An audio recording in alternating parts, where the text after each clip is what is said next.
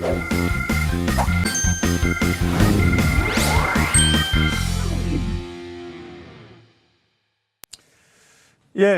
오늘 이제 윤석열 정부가 출범하는 그 날입니다. 11시 잠시 후에 이제 막 대통령 취임식이 펼쳐지는 때인데요. 여러 번 정책 기대감이 있고요. 그 가운데 도심 항공교통 UAM에 관한 기대감도 높습니다. 오늘 UAM하고요. 그 가운데 주목받고 있는 기업 기산텔레콤을 집중 분석하겠습니다.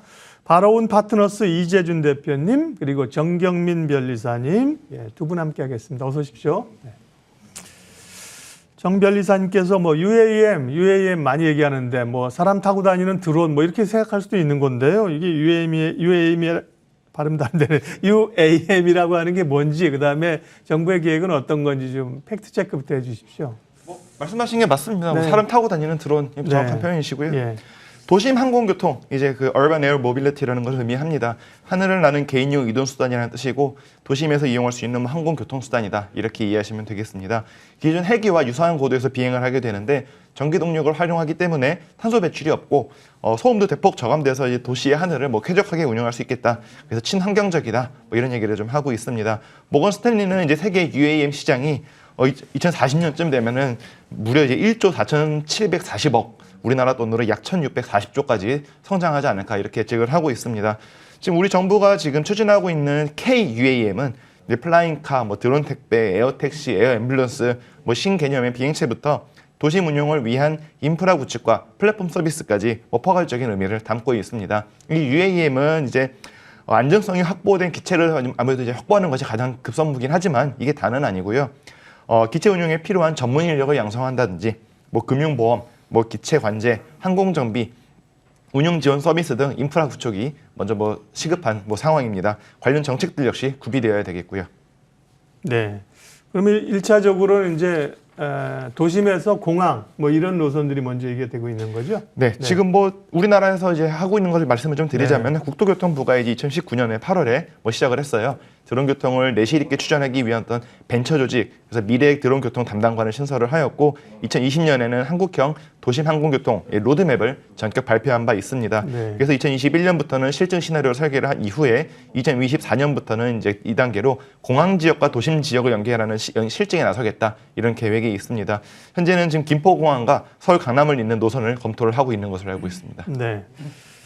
뉴욕에는 아마 운행을 하고 있는 걸로 제가 알고 있습니다. 뉴욕도 그 공항에서 JFK에서 뉴욕 들어가는데 엄청 막히거든요. 아마 이런 그 드론 택시가 있다고 제가 들은 바도 있는데요. 이재준 대표님, 이게 사실은 나르는 뭐 드론이지만 사실은 그냥 비행기하고 좀 다른 게 우리가 모빌리티 이렇게 통칭하잖아요. 그러니까 이제 여러 가지 함께 통신 말씀하셨던 뭐 드론 이렇게 결합되는 건데. UAM의 가장 그 핵심적인 그 섹터나 분야는 어떤 것들입니까? 네, 앞서 이제 변리사님께서 이 UAM 관련해서 설명을 자세히 해주셨는데요.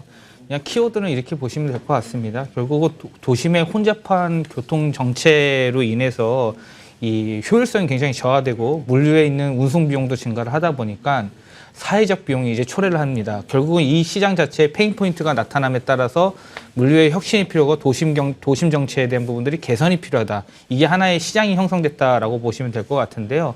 단순하게 이 비행을 통해 가지고 날아다니는 것뿐만 아니라 말씀 주셨던 이 모빌리티 개념이라는 부분들이 들어감에 따라서 다양한 섹터에 대한 부분들이 수혜가 될 수 있을 것으로 보여지고 있습니다.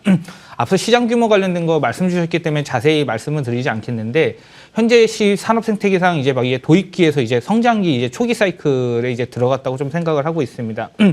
그런데 이 산업 사이클에서 이제 막 도입되고 이 성장이 들어가는 데서 각종 이 노이즈들이 많이 발생할 수가 있는데요. 결국은 이 입법에 대한 이슈들이 발생할 수 있는 분야는 드론 분야라고 생각합니다. 뭐 잘 아시다시피 이 사생활 침해라는 부분들이 드론 산업에서 이 성장통으로 또 작동을 하는 부분들이 있거든요. 문제가 좀 되기도 했었죠. 결국은 이 실행에 대한 부분들이 실행 가능성이 좀 제약이 걸릴 수 있기 때문에 이 사업화에 대한 부분들이 상용화 사업화에 대한 부분들이 좀 느려질 수 있다라는 부분들로 좀 생각이 들 것 같고요. 제가 생각했을 때는 이 자율주행 분야가 그래도 가장 빨리 산업 산업 생태계에 자리매김할 수 있지 않을까라고 보고 있습니다. 기술 진척도에 대한 부분들도 좀 가장 높게 나타나고 있고요. 그리고 이 법 규제에 관련된 부분도 조금 더 자율성인 부분들이 있습니다. 그리고 전체적인 시장을 봤었을 때 시장 캐파는 자율주행 쪽에 굉장히 크게 형성이 되어 있기 때문에 아마 관련 섹터로 UAM 관련해서는 자율주행 섹터를 먼저 보면 좋지 않을까라고 좀 생각하고 있습니다. 네, 자율주행하고도 또 관련이 되는 거군요. 그러니까 운송에서는 단어가 이제 모빌리티라는 단어를 기억하셔야 되고요. 이제 물류에서는 그게 이제 풀필먼트 비슷한 개념입니다. 보다 이제 확장이 되는 그런 종합적인 개념을 이해를 해야 되고요. 오늘은 UAM 관련해서 한 기업을 집중 분석할 텐데요. 기산텔레콤입니다. 기산텔레콤, 베셀 이런 종목들이 시장에서 가장 각광받고 있거든요. 정별 이사님, 기산텔레콤은 어떤 회사인가요? 기산텔레콤은 1994년도 이제 9월에 설립이 되었고요. 1999년 11월에 코스닥에 상장하였습니다. 통신장비 제조업, 위성통신기기 제조업, 통신장비, 부품 수출일업 이런 것들을 주로 하고 있고 국내 중계기에선 선도기업으로 알려져 있습니다. 주요 매출은 이제 통신 중계기 부분으로 뭐 5G, 4G 쪽의 중계기를 이제 판매하는 것이 주요 매출처로 알려져 있고요. 통신 부분 사업 외에도 이제 계열사인 현대 제이콤 그리고 모피언스를 통해서 방위 산업과 항공 산업으로 사업 영역을 본격적으로 확대해 나가고 있습니다. 네. 그러면 기산텔레콤이 도심항공, UAM과 관련되는 부분은 지금 말씀하신 것처럼 뭐 통신, 위성통신 이런 쪽인가요? 어떤 기술력이 있습니까? 사실 이제 그 기산텔레콤 자체가 관련이 있다기보다는 자회사의 모피언스랑 좀 더 관련이 있습니다. 네. 이 모빌리티 분야의 경쟁력 강화를 위해서 이제 뭐 그 UAM 관련사인 기산텔레콤이 현재 주목을 받고 있는 모양인데 기산텔레콤 자체는 이제 통신 중계기, 통신 부분이 이제 주된 기술이고요. 자회사인 모피언스를 통해서 항공 항행 안전 무선 사업 핵심 기술인 DVRO 장치를 이제 국내에서 유일하게 자체 개발을 하였거든요. 그래서 계열사인 모피언스가 국내에서 최초로 유일한 이제 항공용 항행 안전 시스템 개발 제조 공급하는 회사이기 때문에 이에 따라서 이제 모기업인 기산텔레콤이 주목을 받고 있는 것으로 보입니다. 네, 자회사의 모멘텀이군요. 뭐 베셀도 자회사단에서 뭘 연구하고 그런 걸로 제가 알고 있는데 기산텔레콤도 자회사단에서의 그런 연구이고요. 이재준 대표님, 기산텔레콤이 통신 장비 쪽이어서 5G 뭐 장비 쪽으로 언급이 되고 얼마 전에 삼성이 이제 대규모 수주 받았다고 해서 5G가 좀 주목받고 급등한 적 있잖아요. 그런 쪽의 모멘텀도 있는 건가요? 네. 앞서 그 변리사님께서 기산텔레콤 관련해서 매출 구분을 좀 말씀을 주셨는데요. 네. 이 항공산업뿐만 아니라 통신사업 분야에서도 좀 수혜를 받을 것으로 저는 보고 있습니다. 그래서 이 통신장비 쪽 관련해서 삼성에서 이 1조 원대 이 5G 장비 수주 공시가 결국은 또 주가에 영향을 주었다라고 보시면 되는데요. 삼성전자가 과거 2020년 9월에 버라이즌이랑 매진 계약이 7조 9천억 정도의 그 계약을 맺었었습니다. 예. 그리고 이번에 두 번째로 큰 규모다라고 보시면 될 것 같은데요. 결국은 이 통신장비 계약에 대한 부분들은 앞으로 이 자율주행에 있어서 들어갈 수 있는 소재 부품 단에서 수혜를 받을 수 있다라고 보면 될 것 같습니다. 결국은 기계와 장비도 같이 이 수요가 증가를 할 수 있는 부분인 거고요. 이렇게 됐었을 때는 5G나 6G로 갔었을 때에 대한 부분도 당연히 이 모멘텀을 받을 것으로 보여집니다. 앞서서 이 기산텔레콤에 대한 사업 분야를 자세히 설명을 해주셨기 때문에 관련 주가의 흐름들은 언제 좀 기산텔레콤이 방향성을 갖고 움직일 수 있느냐 이런 부분들이 좀 맹점으로 좀 볼 수 있을 것 같은데요. 결국은 5G나 6G 관련해서는 통신사업자들이 투자를 진행을 해야 됩니다. 투자를 진행을 해야지 결국 실적들, 관련주들이 실적과 맞물려서 갈 수 있는 부분인 거고요. 신기술 혁신에 따라서 신규 투자가 발생을 하고 또한 대체 수요가 발생을 했을 때 이 기산텔레콤도 관련주로 좀 묶여질 수 있을 것 같습니다. 네. 그러니까 말씀하신 것처럼 기산텔레콤은 유무선 통신 장비 이런 걸 하고요. 이제 모피언스라 그랬죠. 모피언스 말씀하신 거는 좀 화면 한번 보여주시면요. 모피언스는 이제 아까 변리사님 말씀하신 것처럼 UAM 관련 쪽이고 또 방위사업도 자회사가 또 있고 그러네요. 방위산업은 이름이 현대제이콤입니다. 아마 인수를 했는지 이런 사업 부문을 가지고 있습니다. 그러면 기산텔레콤 자체로 봤을 때 전반적인 실적 현황은 어떻습니까, 대표님? 네. 2021년으로 해서 관련 사업 분야의 매출 비중을 좀 나누어 봤는데요. 네. 일단 사실 5G들은 최근에 실적이 그렇게 좋지는 않은 거 맞습니다. 아닌가요? 예. 그리고 통신 네. 사업 산업 자체의 매출 비중이 많이 줄어든 상태입니다. 예. 2년 전에는 46%까지 매출 비중을 보였다가 네. 21년 매출 비중이 30%까지 좀 줄어든 상태고요. 그리고 방위산업이 매출 비중이 가장 큽니다. 예. 54% 정도까지 늘어났고 항공산업 관련된 부분에서 약 17% 매출 비중을 차지하고 있습니다. 그렇기 때문에 이 회사의 전체적인 그 썸으로 뵀었을 때에 대한 매출이 크진 않거든요. 그러다 보니까 이 회사의 과연 매출이 크게 증가할 수 있는 수혜가 있을 것이냐 이런 부분들에 대한 것도 좀 체크가 들어가야 될 것 같은데요. 일단 이 통신장비 기기 관련된 부분에서 시장 자체는 큽니다. 근데 국내 이제 그 시장이 크고 국내에서도 들어오기에는 진입장벽이 있거든요. 근데 결국 국내에서 치열한 경쟁으로 인해 가지고 전파적으로 이제 파이 자체가 좀 줄어든 상태입니다. 그래서 기산텔레콤도 실적이 크게 좀 증가하지 않는 부분으로 좀 보여지는 것 같고요.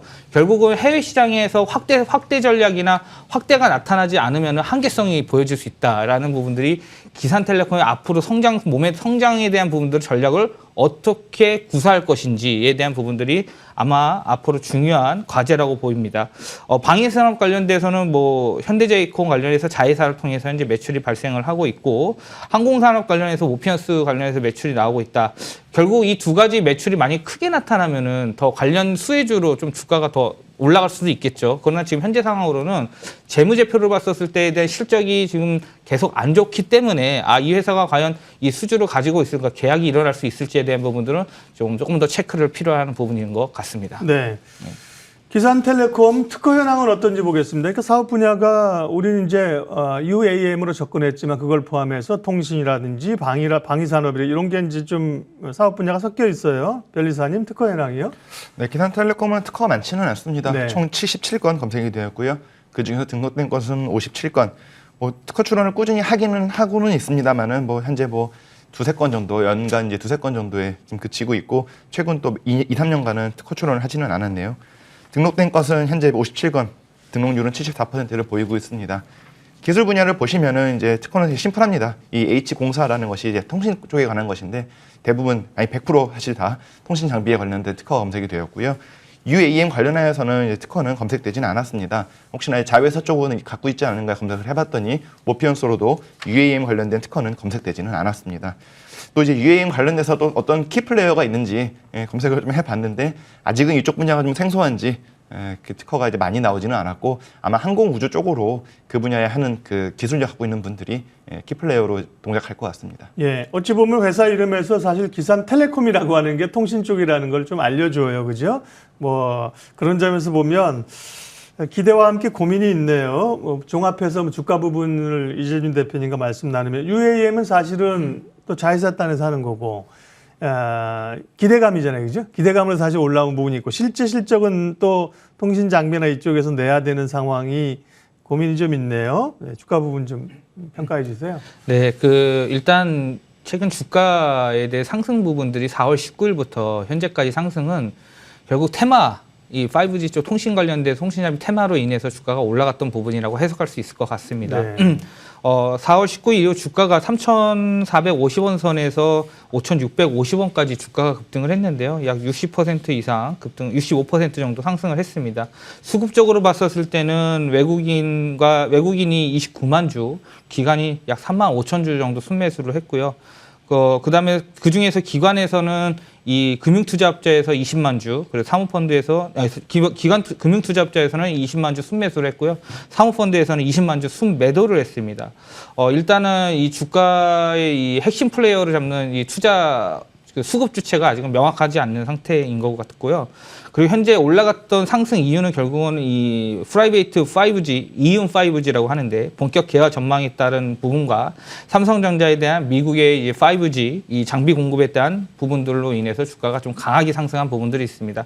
단기적으로 많이 올라갔기 때문에 주가의 흐름은 항상 또 쉬어가는 구간이 있을 거겠죠. 그리고 이렇게 좋지 않은 시장에서는 오히려 대형주들보다 이런 테마주들이나 또 정책 관련주 테마주들이 많이 올라가거든요. 현재 시장 흐름상으로는 이렇게 좀 보일 수 있을 것 같고요. 그렇지만 아무래도 이 통신장비 5G 이쪽 4차 산업 관련 수혜주로는 지속적으로 좀 언급이 될 수 있는 부분들이기 때문에 오히려 이벤트 드리븐 전략으로 해가지고 이런 주가 관련된 어제 호재 뉴스가 나오면 오히려 매도 전략을 대응하셔가지고 좀 차익 실현을 해가지고 수익을 좀 가져가는 전략들이 네. 오히려 좋을 것 같습니다.